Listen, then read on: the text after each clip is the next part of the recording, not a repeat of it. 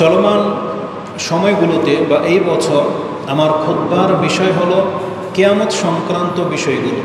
কিয়ামতের যে চ্যাপ্টার রয়েছে আমরা সেই চ্যাপ্টারগুলোকে এক এক করে সমাপ্ত করব, একেবারে সেই কিয়ামত পর্যন্ত যখন আল্লাহ সুবহানাহু ওয়া তাআলা কিয়ামতের মাঠে যেটা প্রতিষ্ঠিত করবেন বা কায়েম করবেন। ইতিমধ্যে আমাদের একাধিক খুতবা এই কিয়ামত সংক্রান্ত হয়ে গেছে, যেই পর্বগুলোতে আমরা কয়েকটি দিক নিয়ে আলোচনা করেছিলাম। যেমন একটি ছিল যে কিয়ামত ঘটবেই ঘটবে এবং কিয়ামত অত্যন্ত নিকটে, এই পৃথিবী ধ্বংস হয়ে যাওয়ার সময়টা অত্যন্ত নিকটে চলে আসছে। এটা বোঝার জন্য গত খুতবাতে আমরা কয়েকটি লক্ষণ নিয়ে আলোচনা করেছিলাম যে কোরআন এবং হাদিসে আল্লাহ সুবহানাহু ওয়া তাআলা বেশ কিছু লক্ষণ উল্লেখ করেছেন, যেগুলো ঘটতে থাকলে বা প্রকাশ পেলে পৃথিবীবাসী যেন শিক্ষা গ্রহণ করে যে পৃথিবীর শেষ সময় চলে আসছে। এই লক্ষণগুলো কোরআন হাদিসে ব্যাপকভাবে বর্ণিত হয়েছে। তার মধ্যে প্রথম লক্ষণ ছিল রাসূলুল্লাহ সাল্লাল্লাহু আলাইহি ওয়াসাল্লামকে জানানো হয়েছে যে চাঁদ দ্বিখণ্ডিত হয়ে যাওয়া। চাঁদ দ্বিখণ্ডিত হয়ে যাওয়া এটা হচ্ছে কিয়ামতের একটি আলামত ছিল, যেটা কোরআনে আল্লাহ সুবহানাহু ওয়া তাআলা উল্লেখ করেছেন। দ্বিতীয় লক্ষণ নিদর্শন আমরা উল্লেখ করতে পারি, সেটা হচ্ছে রাসূলুল্লাহ সাল্লাল্লাহু আলাইহি ওয়াসাল্লামের ইন্তেকাল। রাসূলুল্লাহ সাল্লাল্লাহু আলাইহি ওয়াসাল্লাম তিনি হচ্ছেন শেষ নবী। আল্লাহ সুবহানাহু ওয়া তাআলার বিধান মতে যে পৃথিবী ধ্বংস হয়ে যাওয়ার কাছাকাছি সময়ে তাকে পৃথিবীতে আনা হবে, আল্লাহ এনেছেন, এবং তার মৃত্যুটা হলো কিয়ামতের একটি লক্ষণ যে আমাদের নবীর ইন্তেকাল হয়ে যাওয়া মানেই এই পৃথিবীর আর বেশি বয়স বাকি নেই। তৃতীয় লক্ষণ হিসেবে রাসূলুল্লাহ সাল্লাল্লাহু আলাইহি ওয়াসাল্লাম আমাদেরকে জানিয়েছেন যে আমার পরপরই বাইতুল মুকাদ্দাস বিজয়ী হবে, তার মানে মুসলিমদের দখলে আসবে। সেটাও বাস্তবায়ন হয়েছে। ওমর রাদিয়াল্লাহু তাআলা আনহুর যুগে বাইতুল মুকাদ্দাস বিজয়ী হয়েছে, তারপরে আবার মুসলিমদের হাতছাড়া হয়েছে, আবার সালাহুদ্দিন আইয়ুব রাহিমাহুল্লাহর দ্বারা আবার মুসলিমদের হাতে এসেছিল। আবার আমরা বাইতুল মুকাদ্দাস হারিয়েছি বা হারাচ্ছি, কিয়ামতের পূর্বে আবার সেটা মুসলিমদের দখলে আসবে, এর ইঙ্গিত রয়েছে। তার পরপরই কিয়ামত হবে। পঞ্চম বা চতুর্থ যে লক্ষণ রাসূল সাল্লাল্লাহু আলাইহি ওয়াসাল্লাম আমাদেরকে বলেছেন সেটা হচ্ছে মহামারী ব্যাপক হারে বেড়ে যাবে, তাতে অসংখ্য মানুষের প্রাণহানি ঘটবে। এগুলো হচ্ছে কিয়ামতের লক্ষণ। পঞ্চম লক্ষণ হিসেবে রাসূলুল্লাহ সাল্লাল্লাহু আলাইহি ওয়াসাল্লাম বলেছেন পৃথিবীতে ধন সম্পত্তিকে বৃদ্ধি করে দেওয়া হবে। পৃথিবীর জমিন তার পেটের ভিতরে যা আছে সব বেরিয়ে যাবে এক এক করে। তখন মানুষ অনেক বেশি সম্পদশালী হয়ে যাবে। এমনকি বলা হয়েছে একজন ব্যক্তিকে মজুরি হিসেবে 100 স্বর্ণমুদ্রা দেওয়া হবে, সেটা পেয়েও সে অসন্তুষ্টি প্রকাশ করবে, মনে হবে তার পেট ভরবে না। 100 স্বর্ণমুদ্রাও তার কাছে কম মনে হবে। যেমন আজকে যারা আমরা কয়েক হাজার ইনকাম করি, তার কাছে সেটা নগণ্য, তার কাছে লাখ টাকাও অল্প মনে হয়। পরিস্থিতি এমন পর্যায়ে এসে দাঁড়িয়েছে। এবং ষষ্ঠ হিসেবে রাসূলুল্লাহ সাল্লাল্লাহু আলাইহি ওয়াসাল্লাম বলেছেন মুসলিমদের সাথে খ্রিস্টানদের একটা চুক্তি হবে, এবং সেই চুক্তি তারা ভঙ্গ করবে, যেটা হচ্ছে কাফেরদের চরিত্র। তারা মুসলিমদের সাথে চুক্তি ভঙ্গ করবে, চুক্তি ভঙ্গ করে তারা 80 দেশ কাফেরদের রাষ্ট্র মিলিত হয়ে মুসলিমদের উপরে অ্যাটাক করবে, এবং তাদের সাথে রক্তক্ষয়ী ও ব্যাপক যুদ্ধ হবে। তারপর পরে মুসলিমদের অনেক ক্ষয়ক্ষতি হওয়ার পরে মুসলিমরা আবার বিজয়ী লাভ করবে। এটা রাসূল সাল্লাল্লাহু আলাইহি ওয়াসাল্লাম এই নিদর্শনগুলো গত পর্বে আমরা আলোচনা করেছি। যতগুলো কথা বলেছি এটা মূলত একটা হাদিসের মধ্যেই রয়েছে, যে হাদিসটি ইমাম বুখারী সহ অন্যান্য কিতাবে রয়েছে। ইমাম বুখারী হাদিসটাকে কিতাবুল জিজিয়া, রক্তপঞ্জি জিজিয়া আছে, সেই পর্বে উল্লেখ করেছেন যে গাদ্দারি করবে কাফেররা আমাদের সাথে। তিনি এই হাদিসটি আউফ বিন মালিক রাদিয়াল্লাহু তাআলা আনহু সূত্রে বর্ণনা করেছেন যে তিনি বলেন রাসূলুল্লাহ সাল্লাল্লাহু আলাইহি ওয়াসাল্লাম একদিন আমাদেরকে বললেন যে তোমরা গণনা করো ঈদুদ সিত্তান বাইনা ইয়াদাই ইসা। অপর বর্ণনায় আসছে ইহফাজ খিলালা সিত্তান বাইনা ইয়াদাই ইসা, কিয়ামতের কাছাকাছি সময়ে তোমরা 6টা জিনিস গণনা করে রাখবে। তার মানে এই 6টা জিনিস ঘটতে থাকলেই তোমরা জেনে নেবে যে কিয়ামত কাছাকাছিতে চলে আসছে। প্রথম হলো এহদাহুন্না মাউতি, আমার মৃত্যু হলো কিয়ামতের একটি আলামত। এটা রাসূল নিজে বলেছেন, মাউতি মানে আমার মৃত্যু হলো কিয়ামতের আলামত। তারপরে তিনি বলেছেন সুম্মা ফাতহু বাইতুল মাকদিস, বাইতুল মুকাদ্দেসের বিজয়, এটা ওমর রাদিয়াল্লাহু তাআলার মাধ্যমে হয়ে গেছে। সুম্মা মৌতানুন, তারপরে তাউন বলা হয় মহামারীকে, মৌতানুন যেটা তোমাদেরকে মহামারী আক্রমণ করবে। ইয়াখুযু ফীকুম, ওই মহামারীতে তোমাদের অবস্থা কেমন হবে? কাকুআসিল গনম, যেভাবে বকরির মধ্যে রোগ হলে পালকে পাল বকরি মরে যায় একের পর এক, এভাবে সেই মহামারীতে যেই রাষ্ট্রেই মহামারীটা আসবে একের পর এক অসংখ্য মানুষ মৃত্যুবরণ করবে। আর এটাও ঘটে গেছে। ওমর রাদিয়াল্লাহু তাআলার শাসনামলী ফিলিস্তিনে জেরুজালেমে একটা মহামারী এসেছিল মুসলিমদের বিজয়ী হওয়ার পরপরই, 1-2 বছর পরেই সে মহামারীটা এসেছিল।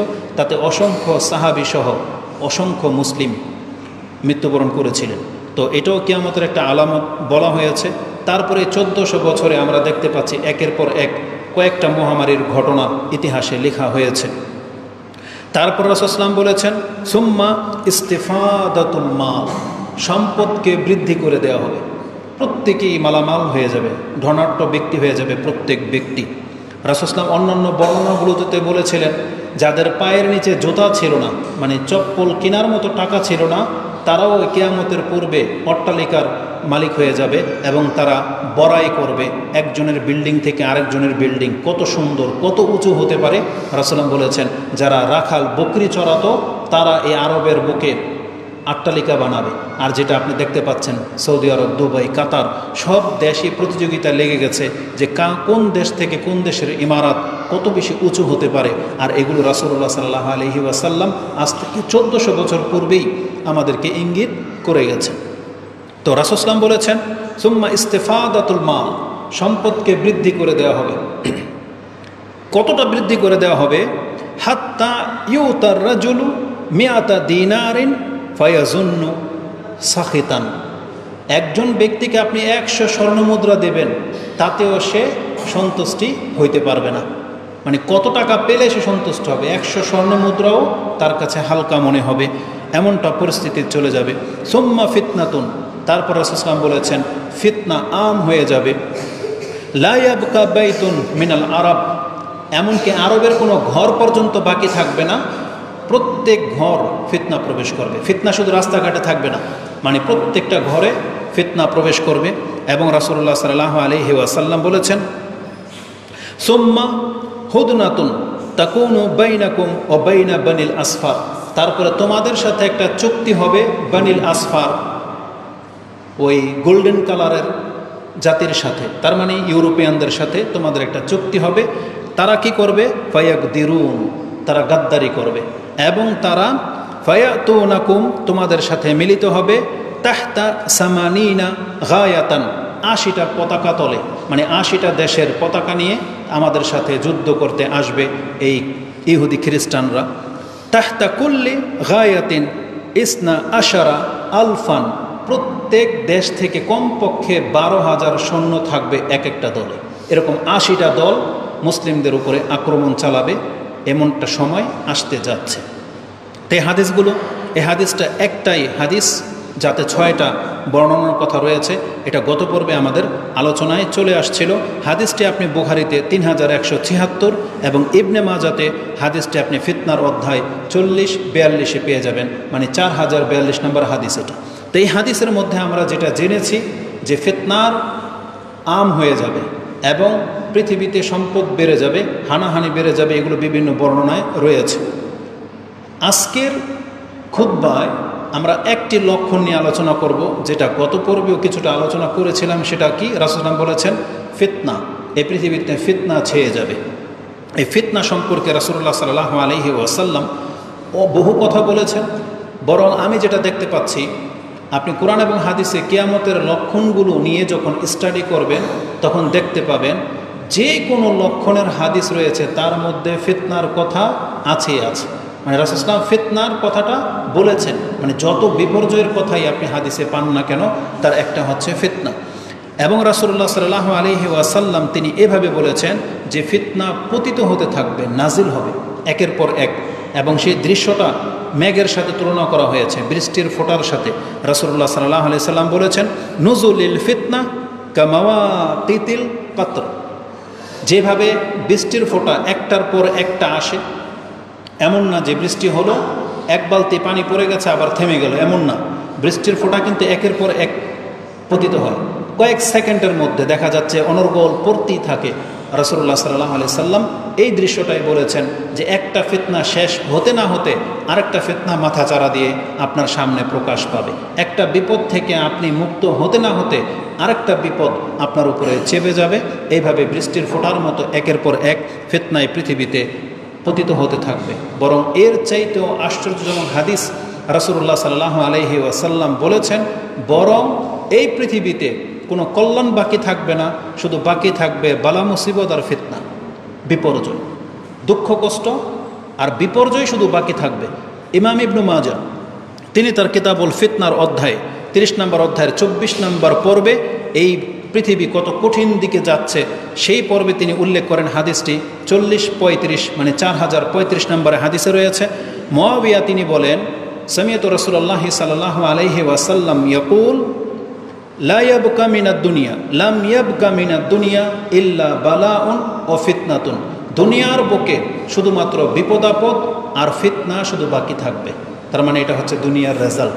আগামীতে আপনি যতই দেখতে পাচ্ছেন দেশ উন্নত হচ্ছে, মানুষ পয়সাওয়ালা হচ্ছে, রাস্তাঘাট সুন্দর হচ্ছে, ঠিক তার পাশাপাশি এই পৃথিবীতে বিপদ আপদ এবং মুসিবত বাড়তেই থাকবে।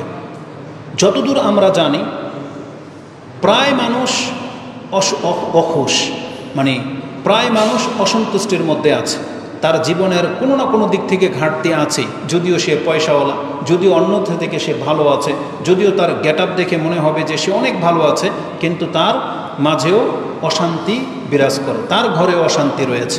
এটা প্রায় ঘরেই দেখা যাচ্ছে, প্রায় ব্যক্তিদের মাঝে দেখা যাচ্ছে। এটা দেশব্যাপী হবে। কোনো দেশ বর্তমানেও যদি আপনি নেট দেখেন, আমরা বাংলাদেশেই শুধু অশান্তিতে আছি এমন না, পৃথিবীর বুকে এমনও রাষ্ট্র আছে যে রাষ্ট্রের মানুষ যে কত নির্মম বা কত জঘন্যভাবে জীবনযাপন করতেছে আপনি আশ্চর্য হয়ে যাবেন। যেমন আফ্রিকায় সোমালিয়াতে এইসব জায়গাগুলোর মধ্যে মানুষের কোনো মূল্য নাই। আমাদেরই একজন আর্মি পার্সন ভাই আফ্রিকাতে ডিউটির অবস্থায় আছে, সেখানে খুতবাও দেয়। তিনি মাঝে মাঝে ভিডিও ক্লিপ করে আমাকে পাঠায়, দেখায় যে এদের জীবনযাত্রাটা কেমন। মানে আমাদের কাছে কুকুরের যেমন মূল্য নাই, ওই দেশে মানুষেরও তেমন কোনো মূল্য নাই। দেখা যাবে একাধারে 500-600 মানুষকে হত্যা করে গর্ত করে গর্তের মধ্যে বুলডোজার দিয়ে ফেলে দেওয়া হচ্ছে। এটা হচ্ছে ইহুদি নাসারা খ্রিস্টানদের জীবন। এবং ওই সব দেশগুলোর মধ্যে মুসলিমরাও তাদের মতো হয়ে গেছে, খ্রিস্টানদের মতো, দিন ধর্ম বোঝে না, পর্দা বলে তো কিছু নাই, আল্লাহকে তো চিনিই না। এই খ্রিস্টান জাতি একে অপরকে গোলাগুলি করে শত শত মানুষকে মেরে ফেলে। কিন্তু ওই সব মিডিয়াতে না আসার কারণে মনে হয় যে আমরা এই সবচেয়ে মনে হয় বেশি বিপদগ্রস্ত, কিন্তু না, জেনে নেন মুসলিমরা তুলনামূলক খ্রিস্টানদের চাইতে, অন্যান্য হিন্দু ইহুদিদের চাইতে অনেক বেশি ভালো আছে। আমাদের মধ্যে অনেক সমস্যা, কিন্তু তারপরে আমরা বিজাতির থেকে অনেক বেশি ভালো আছি। কারণ ওদের ঘরগুলোতে, ওদের সোসাইটিগুলোতে এমন কোন্দল, আপনি অবাক হয়ে যাবেন। সেই তুলনায় মুসলিম পরিবারগুলো এখনও অনেকটাই কল্যাণের পথে আছে। তবে মুসলিম যখন অকল্যাণের পথে হাঁটা শুরু করবে, মুসলিমদের অধিকাংশ মানুষ যখন খারাপের দিকে যাবে, তখনই বিপর্যয়গুলো বাড়তে থাকবে। একটু পরেই সেই কোরআনের একটা আয়াত আসবে, এদিকে ইঙ্গিত রয়েছে। তো রাসূলুল্লাহ সাল্লাল্লাহু আলাইহি ওয়াসাল্লাম বলেছেন, পৃথিবীতে শুধু ফিতনা আর বালা মুসিবত বাকি থাকবে, আর কোনো কল্যাণ থাকবে না। তাই আজকে আমরা ফিতনা সম্পর্কে কিছু কথা উল্লেখ করব, যাতে করে এই সম্পর্কে কিছু ধারণা আপনি নিতে পারেন। কোরআনে আল্লাহ সুবহানাহু ওয়া তাআলা অসংখ্য আয়াতে এই ফিতনা শব্দটি ব্যবহার করেছেন। এবং আপনাকে এটাও বলে দিই, ফিতনা একটা শব্দ, কিন্তু এটা একাধিক অর্থ বহন করে। আল্লাহ সুবহানাহু ওয়া তাআলা প্রায় 8 থেকে 10টি অর্থে ফিতনাকে কোরআনে ব্যবহার করেছেন। হাদিসেও বিভিন্ন অর্থে ফিতনা শব্দের ব্যবহার হয়েছে। এবং এটা এমন একটা শব্দ, আমি মনে করি যে এটা আপনারা বাংলার মতো করে জানেন। এই ফিতনা শব্দটা বাংলাদেশের সব মানুষই জানেন যে এমন একটা শব্দ আছে ফিতনাবাজ। আমরা বলি ফিতনাকারী, ফিতনাবাজ, এটা ফিতনা, এভাবে আমরা শুনে থাকি। এই মেম্বর থেকে হুজুররা বলে এটা হচ্ছে ফিতনাবাজ, এরা ফিতনাকারী, বলে কিনা? এই শব্দটা আমাদের পরিচিত, কিন্তু আপনি জেনে নেন এটার ব্যাপক অর্থ রাখে। ফিতনা মানে হয় পরীক্ষা, এটা হচ্ছে আসল অর্থ। ফিতনা মানে পরীক্ষা। মানে আপনাকে আল্লাহ সুবহানাহু ওয়া তাআলা কোনো একটা কিছু দিয়ে পরীক্ষা করলেন, এটাই হলো আপনার জন্য ফিতনা। আপনি পরীক্ষায় পাশও করতে পারেন, ফেলও করতে পারেন। পাশ করলে তো ফিতনা থেকে মুক্ত, আর ফেল করলেই মানে আপনি ফিতনায় পতিত হলেন। এই জন্য ফিতনা বলা হয় পরীক্ষাকে। দ্বিতীয় অর্থে সবচেয়ে বেশি ব্যবহার করা হয়েছে ফিতনা মানে হচ্ছে বিপর্যয়, বিশৃঙ্খলা। ফিতনা মানে হচ্ছে বিপদ আপদ, এটা 3 নম্বর অর্থ, বিপদ আপদ। ফিতনা মানে হচ্ছে অবস্থা, সেটা আপনার ভালো হইতে পারে, মন্দ হইতে পারে। যারা অসংখ্য টাকার মাঝে আছেন, অনেক সম্পদ যার, আপনি ফিতনার মধ্যে আছেন, এটা জেনে নেন। আবার যাদের কোনো টাকাই নেই, অভাবে আছেন, সংসার চলে না, আপনিও ফিতনার মাঝে আছেন। তার মানে অবস্থা বেশি ভালো হওয়া এটাও ফিতনার কারণ, অবস্থা খুব খারাপ হওয়া এটাও একটা ফিতনার কারণ। যারা একেবারে বেশি জ্ঞানী তাদেরকে আল্লাহ একটা ফিতনার মধ্যে রেখেছে, যারা একেবারে মূর্খ তারাও একটা ফিতনার মধ্যে আছে। ফিতনা মানে অবস্থাকে বোঝায়, সেটাও আমি আপনাকে বলবো। ফিতনা মানে হচ্ছে শিরক, ফিতনা মানে হচ্ছে শাস্তি। আল্লাহর আযাব গজবকে আল্লাহ সুবহানাহু ওয়া তাআলা ফিতনা শব্দ ব্যবহার করেছেন। তো আমাদের উদ্দেশ্য মূলত কিয়ামতের আগে যেই ফিতনা নাজিল হওয়ার কথা আছে, আর আজকের বক্তব্যের আমার যেটা উদ্দেশ্য, সেই ফিতনা মানে হলো বিপর্যয় এবং বালা মুসিবত। আমি আপনাদেরকে বোঝাতে চাচ্ছি ফিতনা মানে হচ্ছে বালা মুসিবত। আমি আমার বক্তব্যটাকে আগে নেয়ার আগে আমি আপনাদের প্রত্যেককে একটা কথা বলতে চাই। প্রথম কথা, তুমি শোনো, এটা লাইট জ্বলতেছে, লাইটটা অফ করো। দ্বিতীয়ত, আমি যে এখন দাঁড়িয়েছি এটা কি চলতেছে? এটা কি? খুতবা। এখন আমি খুতবা দিতে দাঁড়িয়েছি, কিন্তু শ্রোতাদের অবস্থাটা যেটা মনে হচ্ছে মুসল্লিদের, যে আমার মনে হচ্ছে যে এটা খুতবা না, এখানে অন্য কিছু শুটিং চলতেছে হয়তো। যেই বিষয়টা নিয়ে আমি কথা বলতেছি ফিতনা, অলরেডি এটা একটা ফিতনার অবস্থা তৈরি হয়ে গেছে। কারণ প্রায় মানুষ অন্যমনস্ক, ওই যে ওখানে ওরা 4 জন বসে কথা বলতেছে, এইদিকে একে অপরকে ইশারা করতেছে, অথচ এটা খুতবা। আজকের জুমার দিনের যে মর্যাদাটা ছিল, আপনারা যারা ব্যস্ততা দেখাইছেন, আপনাদের আজকের নেকিটাকে হারিয়েছেন। আমার কোনো ক্ষতি হয়নি, কারণ আমি তো নারায়ণগঞ্জ থেকে আসছি, তাওয়াক্কা করিনি, বৃষ্টিতে গাড়ি নিয়ে চলে আসছি। আমি আমার দায়িত্বটা পুরো করেছি ওয়াদা অনুযায়ী, তাহলে আমার কোনো ক্ষতি হয়নি। ক্ষতি হয়েছে আপনাদের, যারা অন্যমনস্ক ছিলেন, উঠেছেন, বসেছেন, ব্যস্ততা দেখেছেন, কথা বলতেছে, তাহলে এরা ক্ষতিগ্রস্ত হবে। তোমরা 4 জন উঠে আসো, এদিকে এদিকে আসো। কখনোই মসজিদে এইভাবে হেলান দিয়ে বসবেন না, এটা উচিত না। আসো, সামনে আসো। তা আমরা যদি আমাদের মুসলিমদেরকে শিক্ষা না দিই, তাহলে এটা আপনারা কোত্থেকে নেবেন? আর যদি মসজিদ থেকে ইসলামিক আদব না শিক্ষা নেন, তাহলে আপনি এই শিক্ষা পাবেন কোথায়? আজকে জাতি যাদের কাছ থেকে শিক্ষা নেয়, তার চিত্র আমাদের সামনে একবারে স্পষ্ট। যে সমস্ত ছাত্রদেরকে নিয়ে আপনি মায়াকান্না কাঁদেন, তারা ইসলামিক শিক্ষায় শিক্ষিত হয়নি। তাদের পুরো শিক্ষা ব্যবস্থাটাই হচ্ছে নাস্তিকবাদ। স্টার্লিন, ওই লেলিন বা ইহুদি নাসারাদের যে থিওরি, সেই শিক্ষায় তারা শিক্ষিত হয়েছে। তারা ইসলামের আদব কায়দা বোঝে না। এই জন্য তাদের কাছে যেটা হক মনে হয়, তারা রাস্তাঘাটে সেই আচরণগুলি করতেছে। আর রাস্তাঘাটে যে বিশৃঙ্খলাগুলো দেখা দিয়েছে, তখন আপনি তাদের রক্ত দেখে, তাদের মারপিট দেখে আপনার এখন মানে মায়াকান্না চলে আসছে যে এইভাবে মানুষকে মানুষ মারে। কিন্তু তাদের অপরাধ কিন্তু কম না। যখন একটা রাষ্ট্রের নাগরিকরা রাস্তায় নেমে যায় আর ক্ষয়ক্ষতি করে, এটা কিন্তু কম অপরাধ না। আপনি যদি ইসলামিক স্টাডি করেন, তাহলে বুঝতে পারবেন যে তাদের অপরাধটা কত বড় ছিল। জালেম শুধু এক পক্ষ হয় না। আমি আজকে জালেম সম্পর্কে একটা কথা বলবো ইনশাল্লাহ, আশা করি সেটা আপনাদের বুঝে আসবে। তা আমি আমার মূল বিষয়ে যাওয়ার আগে আপনাদেরকে আবার রিকোয়েস্ট করি, যখনই মসজিদে আসবেন জুমার খুতবায়, এটা সাধারণ কোনো ওয়াজ মাহফিল না, কারণ এর মধ্যে একটা ব্যাপক নেকি রাখা হয়েছে। আপনি যদি চুপ করে বসতেন, খুতবা শুনতেন, নামাজটা পড়ে বাসায় রওনা হওয়ার আগেই যত কদম দিয়ে আপনি মসজিদে এসেছিলেন, আপনার এক এক কদমের নিচে 1 বছরের কিয়াম, 1 বছরের সিয়াম, মানে 1 বছর লাগাতার কেউ তাহাজ্জুদ পড়লে যেই নেকি পেত, 1 বছর লাগাতার সিয়াম রাখলে যেই নেকিটা পেত, আল্লাহ আপনার 1 কদমের নিচে রেখে দিতেন। কিন্তু সেই বিষয়টাকে আমরা মূল্যায়ন করি না, এটা মোটেও কাম্য নয়।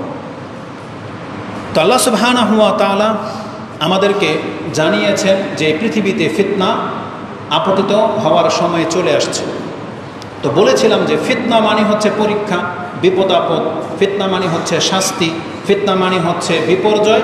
এই সম্পর্কে কোরআন থেকে কয়েকটি আয়াতের দলিল আপনাকে দিয়ে দিই যাতে আপনি বুঝতে পারেন। কারণ কথাগুলো শুধু আপনাদের মধ্যে সীমাবদ্ধ থাকবে না, এটা লাইভ হচ্ছে, রেকর্ড হচ্ছে, এটা পুরো বিশ্বের বাংলা ভাষীদের কাছে ছড়িয়ে যাবে। এই জন্য তারাও বিষয়টাকে জানবে যে আজকের বিষয়টা কী ছিল। কোরআনে আল্লাহ সুবহানাহু ওয়া তাআলা পরীক্ষার অর্থে ফিতনা শব্দটা ব্যবহার করেছেন। যেমন একটা আয়াত নিয়ে নেন, যে আয়াতটি আল্লাহ সুবহানাহু ওয়া তাআলা সূরা তাগাবুন 64 নম্বর সূরা এবং সূরা আল আনফাল 8 নম্বর সূরাতে রয়েছে। তাতে আল্লাহ সুবহানাহু ওয়া তাআলা বলেছেন, ইন্নামা আমওয়ালুকুম ওয়া আওলাদুকুম ফিতনা, নিশ্চয়ই তোমাদের সম্পদ এবং তোমাদের সন্তান এগুলো হচ্ছে তোমাদের জন্য ফিতনা। তাহলে এই ফিতনাটা এখানে দুই অর্থে ব্যবহার করা হয়েছে। এক, এগুলো হচ্ছে বিপর্যয় এবং এগুলো হলো আপনার আমার জন্য পরীক্ষা। তার মানে সম্পদ মানুষকে লাভবানও করে, ক্ষতিগ্রস্তও করে। সম্পদ তেমনি সন্তানও মানুষকে লাভবানও করে, ক্ষতিগ্রস্ত করে। সন্তানের মায়ার কারণে বাবা চুরি করে, এই সন্তানের কারণে বাবা বাটপারি করে, সন্তানের কারণে বাবা মা শিরকে লিপ্ত হয়। নিজের যখন সন্তান হয় না তখন বহু বাপ মা আছে কিছুদিন আল্লাহকে ডাকে, তারপরে চিকিৎসা নেয়, তারপরে এমনও পর্যায়ে চলে যায় সে মাজারে পর্যন্ত সেজদাও করে শুধু একটা সন্তানের জন্য। আবার যারা অভাবী, যাদের ব্যবসা ভালো না, যাদের কৃষিক্ষেত খামার ফসল হয় না, তারা প্রথম আল্লাহকে ডাকে, তারপরে ট্রিটমেন্ট করায়, ঔষধ দেয়, সব কিছু করে, কিছুই হয় না, তখন মান্নত করে বিভিন্ন মাজারে। এমনকি বাবা যা বলে তা করে। তার মানে মানুষ সম্পদ আর সন্তানের জন্য শিরক পর্যন্ত করে ফেলে। এই জন্য আল্লাহ সুবহানাহু ওয়া তাআলা বলেছেন, ইন্নামা আমওয়ালুকুম ওয়া আওলাদুকুম ফিতনা, নিশ্চয়ই তোমাদের এই সম্পদ এবং সন্তান এগুলো হচ্ছে তোমাদের জন্যে পরীক্ষার বিষয় এবং বিপর্যয়ের বিষয়। এগুলো মানুষকে ক্ষতিগ্রস্ত করে দেয়। এই দুইটাকে আল্লাহ সুবহানাহু ওয়া তাআলা ফিতনা বলেছেন। এবং আল্লাহ সুবহানাহু ওয়া তাআলা বলেছেন, ওয়া আন্নাল্লাহা ইনদাহু আজরুন আযীম, তবে জেনে নাও আল্লাহর কাছেই মহাপুরস্কারটা রাখা আছে। তার মানে একজন ব্যক্তি অসংখ্য সন্তান প্রাপ্ত হওয়া এটা মহাপুরস্কার না, এই পৃথিবীর মালিক হয়ে যাওয়া এটা মহাপুরস্কার না। এটার এগেনস্টেই কিন্তু আল্লাহ বলেছেন, তুমি জেনে নাও আল্লাহর কাছে মহাপুরস্কার রাখা আছে। তার মানে তুমি এগুলোর জন্য নিজেকে ফিতনায় ফেলে দিও না। তো এই আয়াতটার মধ্যে ফিতনা শব্দটা আছে, যা দিয়ে আমি বোঝাতে চেয়েছি ফিতনা মানে হয় পরীক্ষা, ফিতনা মানে হয় বিপর্যয়। ফিতনা মানে অবস্থাকে বোঝায়। একটু আগে বলেছিলাম বেশি ভালো অবস্থা এটাও ফিতনা, বেশি খারাপ অবস্থা এটাও ফিতনা। এই মর্মে আল্লাহ সুবহানাহু ওয়া তাআলা কোরআনে একটা আয়াত উল্লেখ করেছেন, যেটা আপনি সূরা আম্বিয়া 21 নম্বর সূরায় পেয়ে যাবেন। আল্লাহ সুবহানাহু ওয়া তাআলা বলেন, কুল্লু নাফসিন যায়িকাতুল মাউত, প্রত্যেকটা মানুষে মৃত্যুবরণ করবে, তবে ওয়ানাবলুকুম বিশ-শাররি ওয়াল খায়রি ফিতনা ওয়া ইলাইনা তুরজাউন, তবে তার আগে আমি তোমাকে ভালো অবস্থায় রেখে অথবা মন্দ অবস্থায় রেখে তোমাকে আমি পরীক্ষা করব। ওয়ানাবলুকুম মানে আমি তোমাকে পরীক্ষা করব কি অবস্থায় রেখে? বিশ-শাররিন ওয়া খায়রিন ফিতনা, তার মানে সেটা ভালো অবস্থা হতে পারে অথবা মন্দ অবস্থা হতে পারে। ওই অবস্থায় রেখে আমি তোমাকে পরীক্ষা করব। সুম্মা ইলাইনা তুরজাউন, তারপরে তোমাদেরকে আমার কাছে ফিরে আসতে হবে যে ওই অবস্থায় থেকে তুমি কি করেছিলে এটার জবাব আল্লাহ আমাদের কাছ থেকে নেবে। তাহলে অবস্থা যেমনই হোক না কেন এটাকে আল্লাহ সুবহানাহু ওয়া তাআলা ফিতনা বলেছে। এই জন্য যারা অধিক টাকা পয়সার মালিক হয়ে গেছেন, আপনি ভাববেন না যে আল্লাহ আপনাকে পছন্দ করে দিয়েছে, কারণ এটা একটা পরীক্ষা। আবার যাকে অনেক বেশি অভাবে আল্লাহ রেখেছেন, আপনি ভাববেন না আল্লাহ আপনাকে অসন্তুষ্ট সেই জন্যে আপনাকে অভাবে রেখেছেন। না, আল্লাহ আপনার উপরে সন্তুষ্টও না অসন্তুষ্টও না, বরং এই অবস্থায় থেকে আল্লাহ দেখতে চাচ্ছেন আপনি কি আল্লাহর সন্তুষ্টি সন্ধান করেন কিনা। যাদের অঢেল সে কি আল্লাহর শুকরিয়া আদায় করে কিনা, আর যাকে আল্লাহ একেবারেই দেয় নাই সেও কি ধৈর্য ধারণ করে থাকে কিনা, আল্লাহর প্রতি ঈমান আনে কিনা, এটা আল্লাহ শুধু পরীক্ষা করার জন্য এই অবস্থার অধপতন ঘটান। এই জন্য সবাই অ্যালার্ট থাকতে হবে। আপনি পেলেও আল্লাহর সন্তুষ্টি থাকতে হবে, না পেলেও আল্লাহর প্রতি সন্তুষ্ট থাকতে হবে, তাহলে আপনি ফিতনা থেকে মুক্ত থাকতে পারবেন। আল্লাহ আমাদেরকে তৌফিক দান করুন। তৃতীয় অর্থে ফিতনা মানে হচ্ছে বিপর্যয়, মানে কারো জীবনে বড় ধরনের বিপর্যয় চলে আসা, এটা হলো ফিতনা। যেমন একজন মুসলিমের জীবনের সবচেয়ে বড় বিপর্যয় ফিতনা হলো শিরকে লিপ্ত হয়ে যাওয়া, মুশরিক হয়ে যাওয়া। একজন মুসলিমের জীবনের সবচেয়ে বড় বিপর্যয় হলো মুনাফিক হয়ে যাওয়া, নাস্তিক হয়ে যাওয়া, ধর্ম থেকে মুখ ফিরানো। এগুলো হচ্ছে একজন মুসলিমের জীবনের সবচেয়ে বিপর্যয়। আপনার জীবনের মাল সম্পদ ইজ্জত সব লুটে গেল, আপনি একবার কাঙ্গাল হয়ে গেলেন, আপনার অপরাধ সব প্রকাশ পেয়ে গেল, আপনার জীবনের বড় বিপর্যয় ঘটে নাই, জেনে নেন। যতদিন পর্যন্ত আপনি ইমানের উপরে আছেন, কিন্তু একজন ব্যক্তির কোনো পাপ প্রকাশ হয় নাই, সম্পত্তি নষ্ট হয় নাই, কিন্তু তার ইমান নাই, তাহলে সে সবচেয়ে বড় ফিতনায় পতিত হয়েছে। রাসূলুল্লাহ সাল্লাল্লাহু আলাইহি সাল্লাম কি বলেছেন? যেই ব্যক্তির আসরের সালাত ছুটে গেল, তাহলে তার ধন সম্পত্তি সন্তান পরিজন সব লুটে গেল। তার মানে লুট হয়ে গেলে যেমন কিয়ামতের মাঠে আপনি ওই রকমের আক্ষেপ করবেন শুধুমাত্র এক ওয়াক্ত আসরের সালাত নষ্ট হলে। রাসূলুল্লাহ এইভাবে বলেছেন। তার মানে ইমান আমল নষ্ট হওয়া এটা হলো একজন মুসলিমের জীবনের সবচেয়ে বড় ফিতনা, সবচেয়ে বড় বিপর্যয়। কোরআনে আল্লাহ সুবহানাহু ওয়া তাআলা এইভাবে উল্লেখ করেছেন যে ফিতনা মানে হচ্ছে বিপর্যয়। কাফেরদের সম্পর্কে, মুনাফিকদের সম্পর্কে একটা আয়াত রয়েছে, খুব চমৎকার একটি আয়াত, সূরা তাওবাতে আপনি পেয়ে যাবেন। আয়াত নাম্বার হচ্ছে 49, 49 নম্বর আয়াত। তাতে আল্লাহ বলেছেন, ওমিনহুম মাইয়াকুল, তাদের মধ্য থেকে কেউ কেউ কথা বলেছিল, জানলি, আমাকে অপশন দিয়ে দেন, ওয়ালা তাফতিননি, আমাকে ফিতনায় ফেলে দিয়েন না। মানে রাসূলুল্লাহ সাল্লাল্লাহু আলাইহি ওয়াসাল্লামকে বলেছিল, যখনই রাসূল সাল্লাম যুদ্ধের জন্য প্রস্তুতি গ্রহণ করতে বলেছিলেন, এই মুনাফিকদের কেউ কেউ যুদ্ধে অংশ না নেওয়ার বাহানায় রাসূলুল্লাহ সাল্লাল্লাহু আলাইহি ওয়াসাল্লামকে বলেছেন, আমাকে ছেড়ে দেন, আমি যুদ্ধ গেলে আমি ক্ষয়ক্ষতির শিকার হব, রোমদের সাথে যুদ্ধে গেলে ওদের মহিলাদেরকে দিয়ে আমি ফিতনায় পড়ে যাব, এমনটা বলেছিল কোনো কোনো মুনাফিক, যাতে সেই যুদ্ধে যেতে না চায়, যেতে না হয়। আল্লাহ সুবহানাহু ওয়া তাআলা আয়াত নাজিল করে দিয়ে ঘটনাটা জানিয়েছেন যে আপনার সামনে বাহানা করে যে আমি যুদ্ধে গেলে মহিলার ফিতনায় পড়ে যাব, অথচ ও অলরেডি ফিতনার মধ্যেই আছে। আল্লাহর আদেশ, আল্লাহর রাসূলের অমান্য করা, এর চাইতে বড় ফিতনার কি হতে পারে? একজন ব্যক্তি কাফের, মুনাফিক, এর চাইতে বড় ফিতনা ওর জীবনে আর কি হতে পারে? আল্লাহ সুবহানাহু ওয়া তাআলা বলেছেন, আলা, আপনি ভালো করে জেনে নেন, ফিল ফিতনাতি সাকাতু, তারা অলরেডি ফিতনার মধ্যেই আছে। ফিল ফিতনাতি সাকাতু, তারা ইতিমধ্যে ফিতনার মধ্যে ডুবে আছে। তারপর আল্লাহ বলেছেন, ও ইন্না জাহান্নামা লা মুহিতাতুম বিল কাফিরিন, আর নিশ্চয়ই জেনে নেন জাহান্নাম কাফেরদেরকে কিন্তু ঘিরে রাখছে। জাহান্নাম কাফেরদেরকে ঘিরে আছে, মানে মরলেও জাহান্নামে যাবে।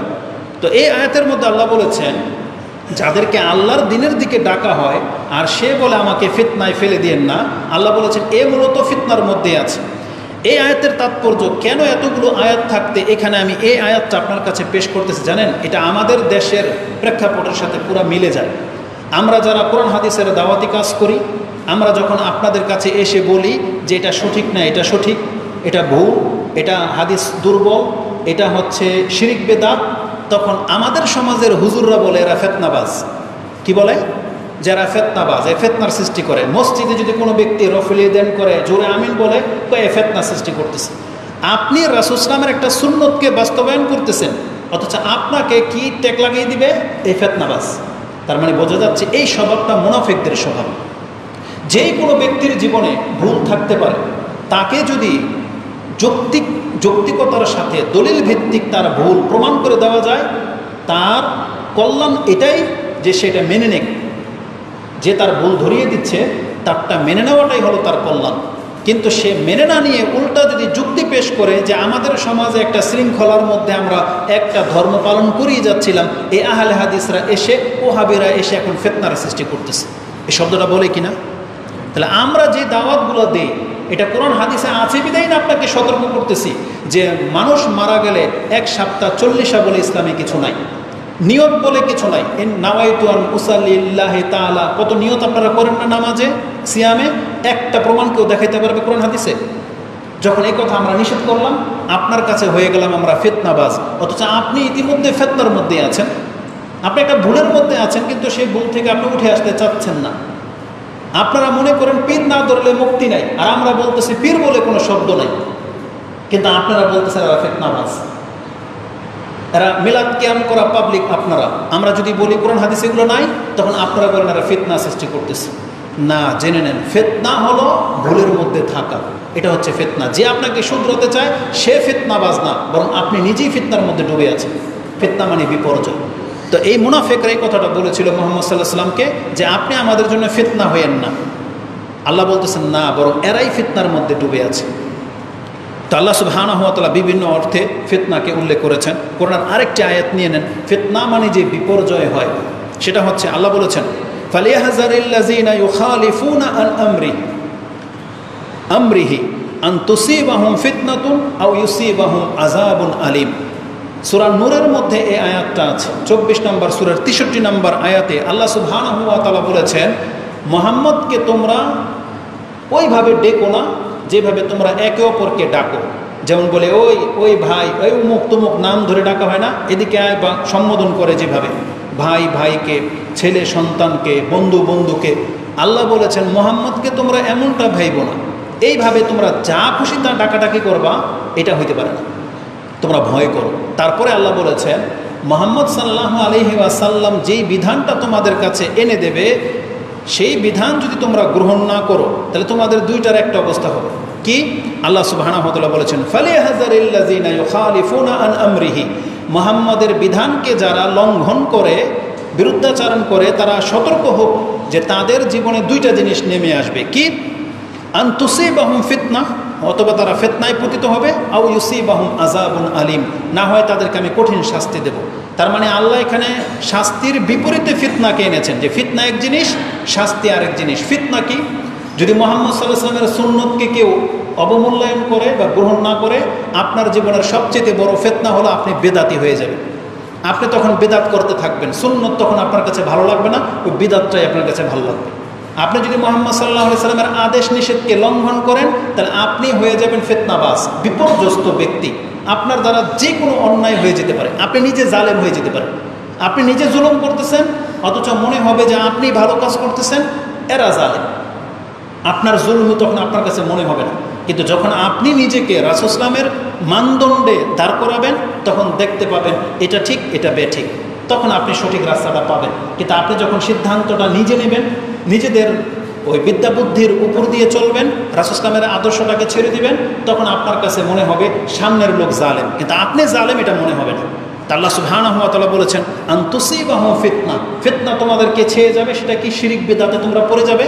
আও ইউসিবাহুম আযাবুন আলীম, তাহলে আমার পক্ষ থেকে তোমাদেরকে শাস্তি দিয়ে ধ্বংস করে দেওয়া হবে। তাহলে এখানে আল্লাহ সুবহানাহু ওয়া তাআলা বিপর্যয় অর্থে ফিতনাটাকে এনেছেন। এবার আসুন, এই যে বিপর্যয় যে বললাম, যে আমরা যদি রাসূল ইসলামের তরিকা ছেড়ে দেই আমাদের মধ্যে ফিতনা শুরু হবে, সেটা কি? কোরআন আল্লাহ বলেছেন এই ফিতনা হচ্ছে শিরক এবং বিদআত, শিরকে লিপ্ত হয়ে যাওয়া। কারণ রাসূল সাল্লাল্লাহু আলাইহি ওয়াসাল্লাম এসেছিলেন আমাদেরকে তাওহীদের দাওয়াত নিয়ে, আর যারাই তাকে অমান্য করেছে তারাই শিরকে লিপ্ত হয়েছে। যারা আজকে কোরআন হাদিস মেনে চলেন তারা কিন্তু অনেক শিরক থেকে মুক্ত। আপনার জানা মতে আপনি কোনো শিরক করেন না, কিন্তু কোরআন হাদিসের বাইরে যারা বিভিন্ন তরিকার লোক, দেখবেন যে অনেক শিরক তারা লিপ্ত, আপনি স্পষ্ট দেখতে পাচ্ছেন। তাদের বিশ্বাসে শিরক, তাদের কাজকর্ম শিরক। আরে শিরক হোক বা না হোক একটা আমল, সেটা কি? তাবিজ ব্যবহার করা, এখানে কালি দেওয়া। যারা কোরআন হাদিস মেনে চলে তাদের বাচ্চাকে আপনি কালিও পাবেন না, তাবিজ কবজও পাবেন না। তাহলে তারা কার ভরসায় চলে? আল্লাহর ভরসায় চলে। নাকি আমাদের সন্তান নাই? এই যে সন্তানগুলো, বাচ্চা, কার কপালে কালি আছে বা কার গায়ের মধ্যে তাবিজ আছে? কিন্তু আপনি অন্য অন্য মাদ্রাসাগুলো দেখেন, হানাফিদের যে কোনো মাদ্রাসাতে যান, আপনি 100 জন ছাত্রর মধ্যে না হইলেও 50-60 জন বাচ্চার মধ্যে আপনি তাবিজ পাবেন। এটা ওদের ধর্ম। কিন্তু আমরা আপনাদেরকে নিষেধ করি যে আল্লাহ সুবহানাহু ওয়া তাআলার ভরসায় আমাদেরকে চলতে হবে। আর রাসূল সাল্লাল্লাহু আলাইহি ওয়াসাল্লাম আমাদেরকে যা শিক্ষা দিয়েছেন সেটা হচ্ছে আমাদের মানহাজ। তো আল্লাহ সুবহানাহু ওয়া তাআলা বলেছেন যারা তার আদর্শকে ছেড়ে দেবে তারা ফিতনায় পতিত হবে। আর এই ফিতনা কি? এই ফিতনা মানে হচ্ছে শিরক, যেটা আল্লাহ সুবহানাহু ওয়া তাআলা কোরআনের 2টা আয়াতে উল্লেখ করেছেন। যে আয়াতটি আপনি সূরা বাকারা 2 নম্বর সূরার 193 নম্বর আয়াত এবং সূরা আনফালের 39 নম্বর আয়াতে পেয়ে যাবেন। আল্লাহ সুবহানাহু ওয়া তাআলা বলেছেন ওয়াকাতিলুহুম হাত্তা তাকুনা ফিতনা, ওয়াকাতিলুহুম হাত্তা লা তাকুনা ফিতনাতুন ওয়া ইয়াকুনা দ্বীনু লিল্লাহ। তোমরা আল্লাহর দিন প্রতিষ্ঠিত হয়ে যাওয়ার আগ পর্যন্ত এবং যতক্ষণ পর্যন্ত এই জমিন থেকে ফিতনা দূরীভূত না হচ্ছে তোমরা সংগ্রাম করতে থাকো। এই আয়াতকে বাস্তবায়ন করেছিলেন রাসূলুল্লাহ সাল্লাল্লাহু আলাইহি ওয়াসাল্লাম এবং সাহাবা একরাম। যে আরব জাজিরার মধ্যে যতদিন পর্যন্ত কোনো মুশরিক বাকি ছিল ততদিন পর্যন্ত রাসূল ক্ষান্ত হন নাই। এক পর্যায়ে মক্কা বিজয় করলেন এবং আরব জাজিরা থেকে তিনি সমস্ত শিরককে নির্মূল করে দিলেন। এমনকি একটা পর্যায়ে ওমর রাদিয়াল্লাহু তাআলা আনহুর যুগে একজন কাফেরও আরব জাজিরার মধ্যে ছিল না। যে কয়টা ইহুদি খ্রিস্টান বাকি ছিল তাদেরকে পর্যন্ত এই আরব জাজিরা থেকে বের করে দেওয়া হয়েছে। এটা ওমর রাদিয়াল্লাহু তাআলার ঘটনা ঘটেছে। তাহলে মুসলিমদের দায় দায়িত্ব হলো যেই জমিনে মুসলিমরা বসবাস করবে সেখানে একমাত্র আল্লাহর ইবাদত চলবে, আল্লাহ ছাড়া অন্য কোনো কারো ইবাদত চলবে না। যতদিন পর্যন্ত এটা না হবে মুসলিমরা শান্ত হয়ে বসতে পারবে না। মুসলিমদেরকে আল্লাহ সুবহানাহু ওয়া তাআলা পৃথিবীতে পাঠিয়েছেন শুধু এই জন্য যে তারা এই জমিনকে শিরক মুক্ত করবে, পুতুল পূজা মুক্ত করবে। এটা ছিল মুসলিমদের প্রথম মিশন। কিন্তু সেই মুসলিমরা আজকে দেশে রাজত্ব নিয়ে লড়াই করে, যার যার বাড়ি নিয়ে সীমানা নিয়ে দ্বন্দ্ব, মুসলিমের সাথে দ্বন্দ্ব লেগে যায়। অথচ মুসলিমদেরকে আল্লাহ সুবহানাহু ওয়া তাআলা এর জন্য সৃষ্টি করেন নাই, বরং আল্লাহ বলেছেন ওয়াকাতিলুহুম হাত্তা লা তাকুনা ফিতনা, যতক্ষণ পর্যন্ত শিরক নির্মূল না হবে মুশরিকদের খেলাফ তোমরা লড়তে থাকো। কিন্তু আমরা এই দিকের প্রতি লক্ষ্য রাখিনি। তাহলে এই আয়াতের মধ্যে ফিতনা শব্দটা শিরকের বোঝানোর জন্য আনা হয়েছে। ফিতনা মানে হলো শাস্তি। ফিতনা শব্দটা আসছে শাস্তির অর্থে। কোরআনে আল্লাহ সুবহানাহু ওয়া তাআলা বলেছেন আযালিকা খায়রুন নুজুলান আম শাজারাতুজ যাক্কুম।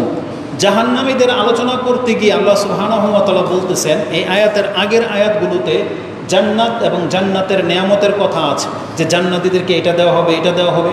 এটা বলার পর আল্লাহ সুবহানাহু ওয়া তাআলা পুরো পৃথিবীর মানুষের সামনে তুলে ধরেছেন, এই যে যে জান্নাতের বর্ণনা তোমার কাছে দেয়া হলো, সুখকর একটা জান্নাত, সেখানে তোমাকে পানি পান করতে দেওয়া হবে মিসকে আম্বরের মতো প্রশান্ত, হাউজে কাউসার, তারপরে লুকলু ওয়াল মারজান তোমার জন্য অপেক্ষা করতেছে, সেখানে স্বর্ণের পেয়ালা হবে, কত কিছু হবে, আপ্যায়ন করার মতো গিলমান থাকবে। বলো তো দেখি এটা বেশি উত্তম নাকি শাজারাতুজ যাক্কুম, যাকে ওই যাক্কুম গাছের ফল খেতে দেওয়া হবে ওইটা উত্তম? কোনটা উত্তম? আল্লাহ সুবহানাহু ওয়া তাআলা এই কথাটাই বলেছেন, আম শাজারাতুজ যাক্কুম, নাকি যাকে শাজারাতুজ যাক্কুম গাছের ফল দেওয়া হবে সেই উত্তম? এটা বলার পর আল্লাহ বলছেন ইন্না জাআলনাহা ফিতনাতান লিয-যালিমিন, আমি এই যাক্কুম ফলটাকে জালেমদের জন্য প্রস্তুত করেছি। ইন্না শাজারাতুজ যাক্কুম, আল্লাহ বলতেছেন ফিতনাতান, এটা একটা শাস্তি কার জন্য? লিয-যালিমিন, জালেমদের জন্য। মানে যারা জুলুম করে মরে যাবে, এই যাক্কুম ফল জাহান্নামের ফল তাদেরকে খেতে দেওয়া হবে।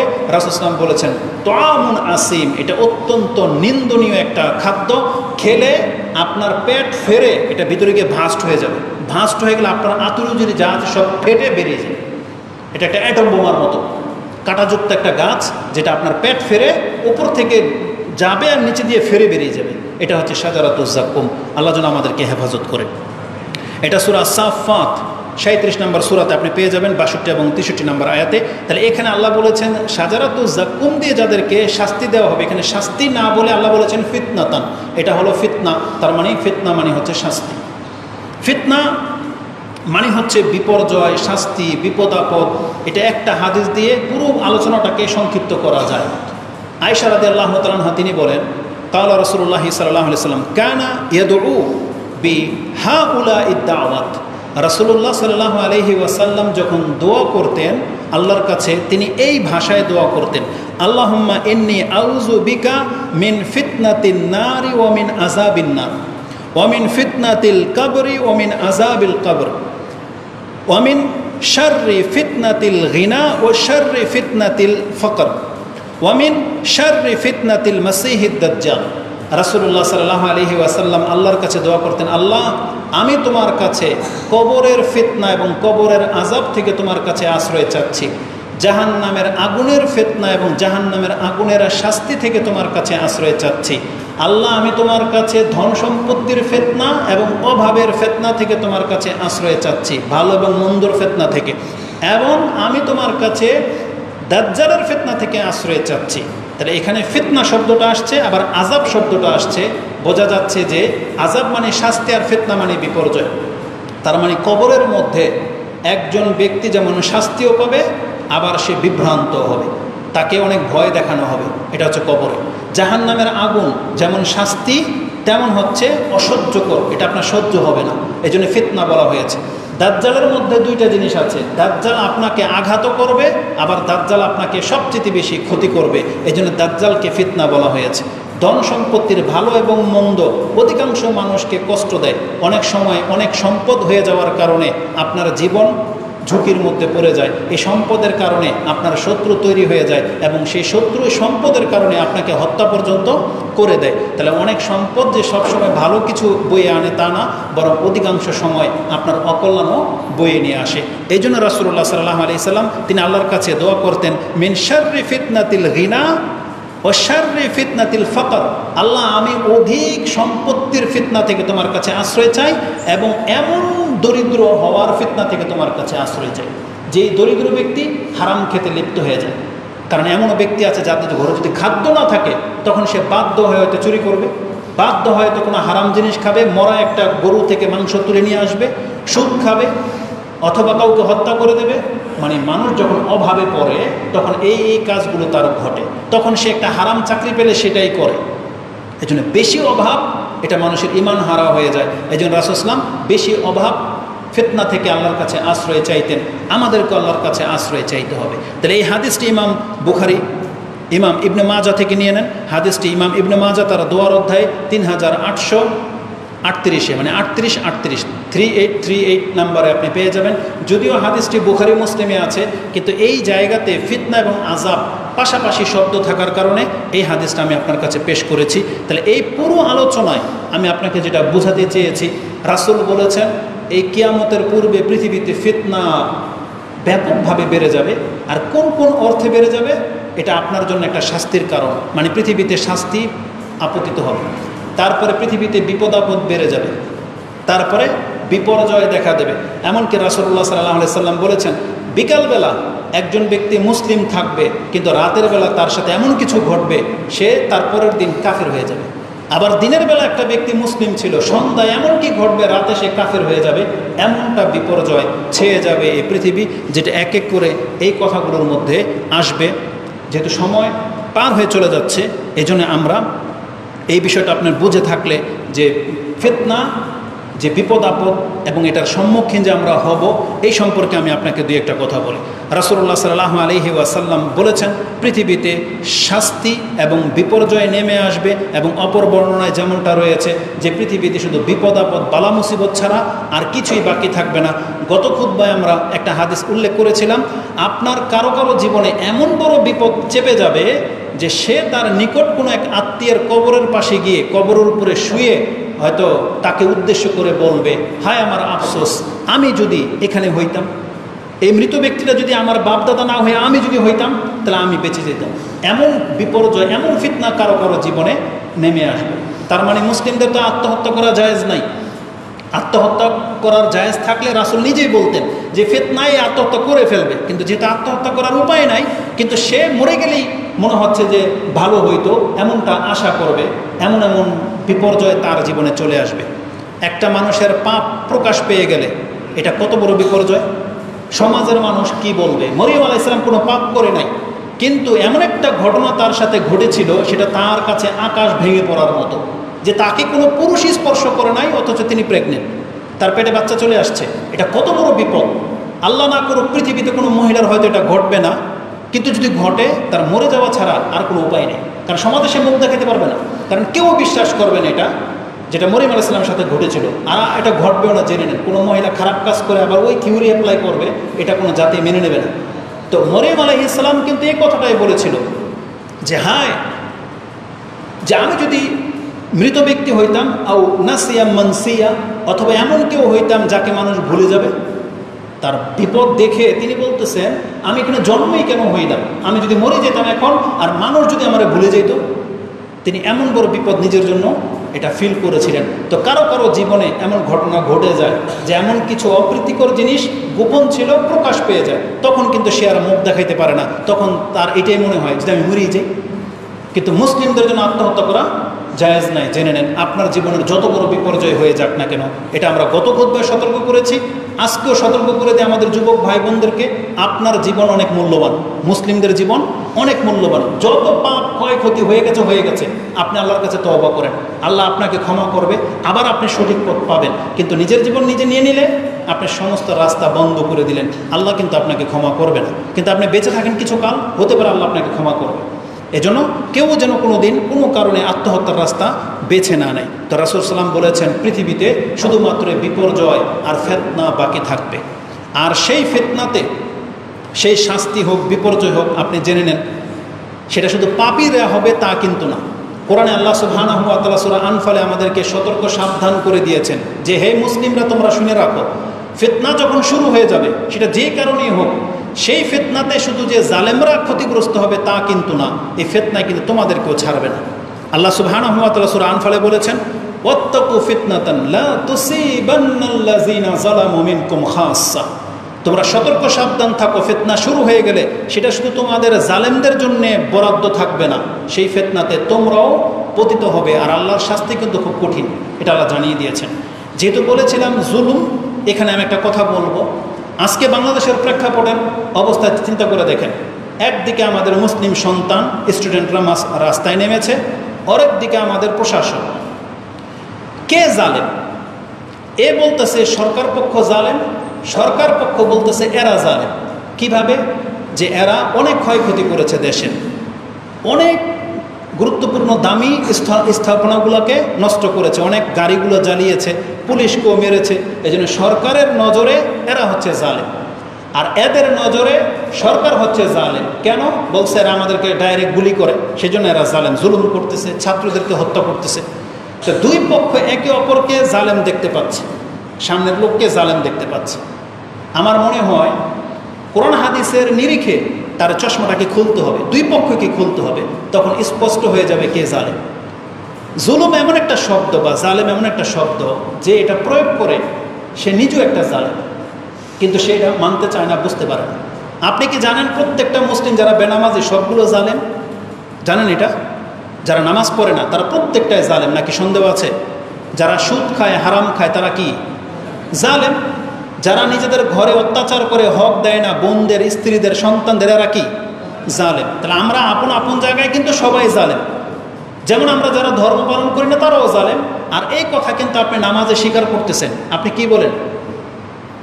আত্তাহিয়াতুর আগে, মানে আত্তাহিয়াতুর পরে কি বলেন? রাব্বানা ইন্নী যালামতু নাফসি যুলমান কাসীরা ওয়া লা ইয়াগফিরু যুনুবা ইল্লা আনতা। আল্লাহ, আমরা সবাই নিজের নফসের উপর অনেক বেশি জুলুম করেছি, আর তুমি ছাড়া এই জুলুমের ক্ষমা কেউ করতে পারবে না। তার মানে সেই সেন্সে আমরা সবাই জালেম।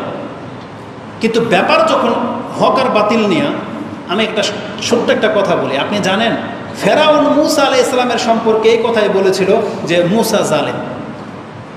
নমরুদ ইব্রাহিম আলাইহিস সালামকে জালেম বলেছিল, এটা জানেন? সূরা ইব্রাহিম, সূরা আম্বিয়া 21 নম্বর সূরার 59-60 এই আয়াতগুলো দেখেন। 50-এর পরেই 59 সম্ভবত থাকতে পারে। ইব্রাহিম আলাইহিস সালাম কি মূর্তি ভাঙে নাই? পুত্রগুলো তো ভাঙছিল না? তখন যারাই মূর্তিগুলোর ইবাদত করত, সে পূজারীরা বলছিল, মান ফাআলা হাযা বিআলিহাতিনা, কে করলো এই সর্বনাশ আমাদের ইলাহাদের সাথে, আমাদের মাবুদদের সাথে, ভেঙে সব চুরমার করে দিছে। ইন্নাহু লামিনা যালিমিন, নিঃসন্দেহে সে একটা বড় জালেম। কি শব্দ ব্যবহার করেছিল? ইন্নাহু লামিনা যালিমিন। তার মানে আজকে আমরা মুসলিমরা যদি হিন্দুদের মূর্তি ভেঙে দেই, হিন্দুরা বলবে মুসলমানরা জালেম। আর আপনার বিদ্যা কি বলে? আপনি ভালো করছেন না খারাপ করছেন? আমরা তো মনে করি আমরা ভালো করছি। আমরা যারা জিহাদ করি, আমরা যদি একটা কাফেরকে মারি, তাহলে আমরা কি ভালো করলাম না খারাপ করলাম? আমাদের বিদ্যা অনুযায়ী ভালো, কিন্তু ওরা কি বলবে? এরা জালেম বলবে না? আজকে কিছু নাস্তিকরা বলে না মুহাম্মদ সাল্লাল্লাহু আলাইহি সাল্লামকে যে সে তরবারি দিয়ে জুলুম করেছে, অথচ আল্লাহর আদেশ ছিল কিনা এটা? আমরা যে গরু জবাই করি, গরু, আপনি কি কম জালেম যে একটা গরুকে নিজে খাবেন বিদায় একটা গরুকে জবাই করে দিতেছেন? আপনি কত বড় জালেম। এখন ওই গরুওয়ালা যারা, গরুর দলের নাস্তিক যারা, ওরা দেখতে পায় আপনি জালেম, কিন্তু আপনি কি দেখতে পান? এটা জুলুম নাকি এটাই হক? এটা হক, কারণ এটা আল্লাহ আমাদের হালাল করছে। আমি তো ছোট মানুষ, আসলে এভাবে বলতে পারি না। বাংলাদেশের প্রেক্ষাপট আপনাকে জেনে দিই, যে কটা লোক আছেন আপনি দ্বিমত পোষণ করতে পারেন, তবে জেনে নেন ইসলামী শরিয়া ভিত্তিতে আপনি মানতে বাধ্য যে একটা মুসলিম রাষ্ট্রের শাসক যদি জালেমও হয়, কোনো মুসলিম নাগরিকের এটা অধিকার আল্লাহ দেয় নাই যে সে রাস্তায় শাসকের বিরুদ্ধে নেমে যাবে। এটা ইসলামে আমাদেরকে অধিকারই দেয়নি। এটা গণতান্ত্রিক সিস্টেম। আপনি যদি মনে করেন এটা গণতান্ত্রিক দেশ, তাহলে আপনি তো আল্লাহ সুবহানাহু ওয়া তাআলার বিধানটা মানলেন না। আপনি তো গণতান্ত্রিক বিধানটা মেনে নিলেন যে গণতান্ত্রিক অধিকার, আমি রাস্তায় নামবো, ওকে আমি ছিনিবিনে খেলবো। এটা তো আপনার একটা গণতান্ত্রিক সিস্টেম, কিন্তু আপনার নবী তো এই কথা বলেনি আপনাকে। রাসূল সাল্লাল্লাহু আলাইহি ওয়াসাল্লামকে বলা হয়েছে আমাদের বিপক্ষে যদি জালেম শাসক তৈরি হয়ে যায়, আমাদের যদি হক না দেয়, রাসূল কি বলেছে? অ্যাটাক করো, এটা বলেছিলেন? রাসূল কি বলেছেন? কার কি জানা আছে? রাসূলকে কথা বলে নাই যে তোমরা ধৈর্য ধারণ করবে, তোমরা আল্লাহর কাছে তোমাদের হক চাইবে? সাহাবীদের উপর কি জুলুম করা হয় নাই? হাজ্জাজ বিন ইউসুফ কি তাইবীদেরকে হত্যা করে নাই? কোন সাহাবী রাস্তায় নেমেছিলেন? তো কথা হচ্ছে এটা একটা ভিন্ন প্রেক্ষাপট। আর ব্যাপার যখন দুনিয়াবি ব্যাপার, আপনার হক নিয়ে, ইসলামের কোনো ব্যাপার না, আপনার হক নিয়ে সরকার দিচ্ছে না, আর আপনি সেই দাবিতে গিয়ে এই স্থাপনাগুলোকে ভেঙে দিবেন, আপনিও অ্যাকশনে যাবেন। আর আপনি এখন যদি অস্বীকার করেন তাহলে এটা কে নেবে দায়ভার? ধরে নেন ছাত্ররা এগুলো নষ্ট করে নাই, কেউ না কেউ তো করছে, ছাত্রদের পক্ষ হয়েই তো করছে, করে নাই? তাহলে এরা কি? এদের আপনাদের নজরে কি? আপনি বলবেন হকের জন্য লড়ছে। তো সরকার তো দেখতে পাচ্ছে এরা জালেম, আপনি দেখতে পাচ্ছেন সরকার জালেম। যে কথাটা আমি বললাম যে মূর্তি ভেঙে দেওয়ার কারণে ইব্রাহিম আলাইহিস সালামকেও এই কথাটাই বলা হয়েছিল, ইন্নাহু লামিনাজ জালিমিন, সে হচ্ছে একটা জালেম। তাহলে যার স্বার্থে আঘাত লাগে সে তার বিপরীত ব্যক্তিকে জালেম দেখতে পায়, কিন্তু কোনো না কোনোভাবে আমরা সবাই জালেম। কেন জানেন? আমরা সবাই যে জালেম, আমাদের সবচেয়ে বড় জুলুম আমরা করেছি রাসূল ইসলামের তরিকা ছেড়ে দিয়ে। আমরা গণতান্ত্রিক সিস্টেমে রাষ্ট্র বানিয়েছি, এটা হচ্ছে আমাদের জীবনের সবচেয়ে বড় জুলুম। নারী নেতৃত্ব হারাম, এটা কে না জানেন? কিন্তু আপনি তো সেই ব্যক্তি যে ভোট দিয়েছিলেন প্রথম কাতারে গিয়ে, তো জালেম তো আপনি। আপনার এলাকায় যখন কোনো মহিলা কাউন্সিলর দাঁড়ায়, তার পেছনে কারা? আপনারাই, যেটা ইসলামে না জায়েজ। তাহলে প্রথম জুলুমটা হয়েছে ওখানে। আর এখন যখন সে আপনার হক দেয় না, এখন আপনি বলতেছেন সে জালেম। কিন্তু এ জালেমকে বসাই লোকে আমরা। তাহলে আল্লাহ সুবহানাহু ওয়া তাআলা এমনি এমনিতে আপনাকে ছেড়ে দিবে না, এই জন্য বুঝে শুনে কাজ করতে হবে। তো কথা হচ্ছে যার স্বার্থের আঘাত লাগে সে তার বিপরীত ব্যক্তিকে জালেম দেখতে পায়। কিন্তু জেনে নেন, যেই ব্যক্তি মুসলিমদের বিপক্ষে দাঁড়িয়ে যাবে, হতে পারে সে কাফের, তাহলে সেটা কথা ভিন্ন জিনিস। কিন্তু যখন সে মুসলিম, হতে পারে সে জালেম, সে আপনার হক দেয় না, সে আপনার ভাই হতে পারে। যেমন আপনার ঘরে যখন বাবার কোনো সম্পত্তি রেখে যায়, আপনার অনেকের বড় ভাই আছে বা চালাক ভাই আছে যেটা বেশি নেয়, তখন কি আপনি আপনার ভাইকে হত্যা করে ফেলেন, ছিনিয়ে নেন তার কাছ থেকে, নাকি বিচার আচারে ডাকেন? সে যদি না দেয় আপনি অনেক সময় চুপ করে থাকেন, কিছুই করার আপনার ক্ষমতা নাই, নাকি তাকে রাস্তায় পেলে আপনি কুবায় মেরে ফেলেন এই সম্পত্তির জন্য? এটা তো আমরা কেউ করি না। তাহলে আমাদের ঘরের ব্যাপার যেটা, রাষ্ট্রের ব্যাপার একই। ওই পক্ষ মুসলিম, তারা আমার হক দিচ্ছে না, আমি আল্লাহর কাছে বিচারে দেব, তার কাছে চাইতে পারি যে আমার হকটা দেন, না দিলে আমার কিচ্ছু করার ক্ষমতা নাই। হাবিল আর কাবিল, এই ঘটনাতে কি শিক্ষা রয়েছে? দুইজনই কিন্তু মুসলিম ছিলেন, হাবিল এবং কাবিল, আদম আলাইহিস সালামের সন্তান। কাবিল কি করেছিল? যে লা লা আকতুলান্নাক, আমি তোমাকে এখন হত্যা করব। হাবিল কি বলছে? আমি এই কাজ করব না, আমি তোমার বিপক্ষে আমার হাত উঠাবো না। কেন? সে তো প্রোটেক্ট করতে পারতেন যে ঠিক আছে তুমি মারতে পারবে না, আমি মারলে কিন্তু আমি তোমাকে ধরবো। আমরা যেটা বলি, এটা আঘাত দিয়ে দেখ, আমি তোর একটা দিতে পারতাম না, আমরা বলি না? কিন্তু হাবিল কিন্তু এই কাজটা করে নাই, কারণ সামনে তার ভাই ছিল। বলছে তুমি যদি আমাকে মারো, আমি আমার হাত তোমার উপরে তুলবো না, কারণ তুমি আমার ভাই। আল্লাহ সুবহানাহু ওয়া তাআলা সেটা আমাদের কাছে জানিয়েছেন, নাকি আল্লাহ এটা বলেছেন যে হাবিলের উচিত ছিল ডিফেন্স করা? এটা আমাদেরকে জানায় নেই। যখন দ্বন্দ্ব হবে মুসলিমে মুসলিমে, মুসলিম একজনকে ঠান্ডা হয়ে যেতে হবে, না হলে রক্ত ঝরবে। আর রক্ত ঝরলে দুইজনই জাহান্নামে যাবে, যে মরলো সেও যাবে, যে মারলো সেও যাবে, কারণ দুইটাই মুসলিম, দুইজনই জান্নাতি। পাপের কারণে কোনো মুসলমান জাহান্নামী হয় না, কারণ আল্লাহ তাকে একটা না একটা সময় ক্ষমা করবে। কিন্তু আপনি একটা মুসলিমকে হত্যা করেছেন, সে যত বড় জালেম হোক, এই বিষয়টা অতটা খামখেয়ালিভাবে নেবেন না। সেটা পুলিশ পক্ষ হোক অথবা ছাত্রদের পক্ষ, কেউ দ্বারা যেন কোনো মুসলিম হত্যা না হয়, নিজের হাতকে সাবধানে রাখেন। এটা হচ্ছে আমাদের মেসেজ, কারণ কোরআন হাদিসে এটাই রয়েছে। হক আপন জায়গায় আপনি হক ঠকতেছেন, আল্লাহর কাছে বলেন। আল্লাহ সুবহানাহু ওয়া তাআলা চিরকাল সব জালেম শাসককে কিন্তু বাঁচায় রাখে নাই, ফেরাউনে টিকে থাকে নাই। আর পৃথিবীতে কোন শাসক বেঁচে থাকবে? তাহলে আপনি অপেক্ষা করেন, আপনি আর ধৈর্য ধারণ করেন, আল্লাহর কাছে চান। আমি আর আপনি হয়তো ফল খেতে পাবো না, কিন্তু আমাদের সন্তানগুলো ফল খেতে পাবে। আল্লাহ এই জালেমকে সরিয়ে দিয়ে এমন একজন সরকার দেবে ইনশাআল্লাহ, যেটা ওরা ফল ভোগ করবে। কিন্তু আমরা যদি আগেই অরাজকতা করে নিজেরাই মরে যাই, তো ওদেরকে আমরা কি কার উপরে রেখে যাচ্ছি? বুঝে শুনে কাজ করতে হবে। তো আল্লাহ সুবহানাহু ওয়া তাআলা আমাদেরকে বলেছেন, যখন ফিতনা পৃথিবীতে নাজিল হবে, তোমার কথা মতো শুধু জালেমরাই ধ্বংস হবে না, তাহলে তোমরাও এই জুলুমের শিকার হবে। আজকে দেশে যে অরাজকতা শুরু হয়েছে, ধরলাম জালেমের বিপক্ষে নামছে, আপনার ক্ষয়ক্ষতি হচ্ছে না? রাস্তাঘাট সব বন্ধ, ব্যবসা বাণিজ্য সব বন্ধ, এই ক্ষয়ক্ষতি কারা হচ্ছে? আমরাই, জনসাধারণই হচ্ছি। এটাই হলো ফিতনা। রাসূল সাল্লাল্লাহু আলাইহি ওয়াসাল্লাম বলেছেন ফিতনা শুরু হয়ে গেলে তখন সেটা শুধু পাপীদের ক্ষয়ক্ষতি হয় না, সৎ লোকেরাও এর মধ্যে মারা পড়বে। এটা ছিল ফিতনার একটা রূপরেখা। ফিতনার ধরনটা কি দ্বিতীয় খুতবা এবং উপকারটা বলবো, যদিও সময় একটু বেশি হয়ে গেছে। আকুলু লিকাউলি হাযা আস্তাগফিরুল্লাহ আলাই ওয়া লাকুম ওয়া লিসাইরিল মুসলিমিন ফাস্তাগফিরু ইন্নাহু হুয়াল গফুরুর রহিম।